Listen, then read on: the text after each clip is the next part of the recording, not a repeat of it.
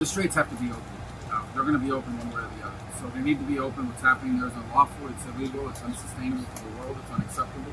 President Donald Trump says the U.S. is close to a peace deal with Iran aimed at ending the Middle East war. Over the weekend, Trump said the agreement has been largely negotiated, with details expected soon. The proposed deal focuses on two major goals: reopening the Strait of Hormuz to stabilize global energy markets and forcing Iran to give up its enriched uranium to prevent nuclear weapons development.